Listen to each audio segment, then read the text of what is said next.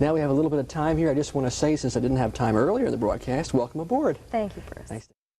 That was January 5th, 1981. John Lennon starting over. That was at the top of the Billboard charts. Dolly Parton and Jane Fonda, they were #1 at the box office with 9 to 5. And a young Kim Block sat down to deliver the 6 o'clock news for the very first time right here on Channel 13. That was 35 years ago today. You've almost reached the halfway point of your career at this point. Already been quite a ride. Young is right. My heart is pounding just like it was that first night. I find it really hard to believe. It has been 35 years ago today since I first sat down on this 6 o'clock anchor chair. Some of you may even remember it. Good evening, everyone. I'm Kim Block. A recent college grad, I remember a racing heart and a lot of nerves that night 35 years ago.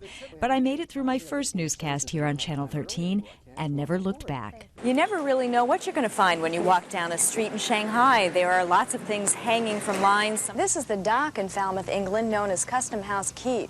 The job has taken me literally all over the world, reporting on Maine-connected stories and issues of our time. The movement toward gay liberation in Maine. Looking back shines a light on progress. The AIDS battle was a deadly one, but now there are far more survivors than fatalities.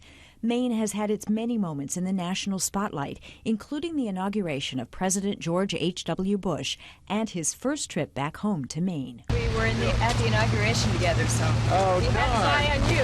Whether in the field or on the anchor desk, my job is to be with you.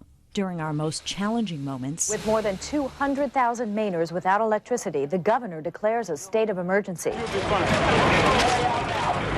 We are breaking away from national programming for just a moment to bring you up to date on what is happening right here in Maine. and our most joyful. How fun to have anchored the first Op Sail Maine, and then just again this past summer when the tall ships returned. And as we said, Charlie, it's turning out to be a great afternoon. It really is, you know. Not to mention the interviews. Countless inspiring people, some a bit more well-known than others. My goal on the planet Earth is to be as enlightened as I can. So thank you, Maine, for welcoming me into your homes for 35 years, one newscast at a time.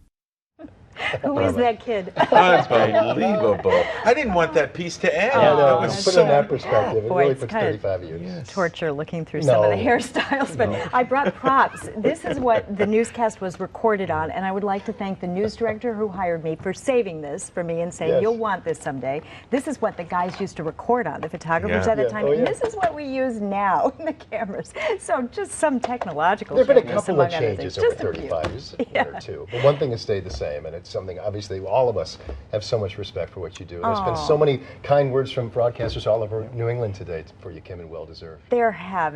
That is really very much appreciated. Really Well, nice to hear from people. You're definitely a pillar here in the state of Maine. I don't know. Don't you have to be tall to be a pillar? No, absolutely. Right. No. Thanks, you guys. It's just such an honor to work with all of you. Here's the Enough my 35 more. CBS 13 team. Have a great night, everyone.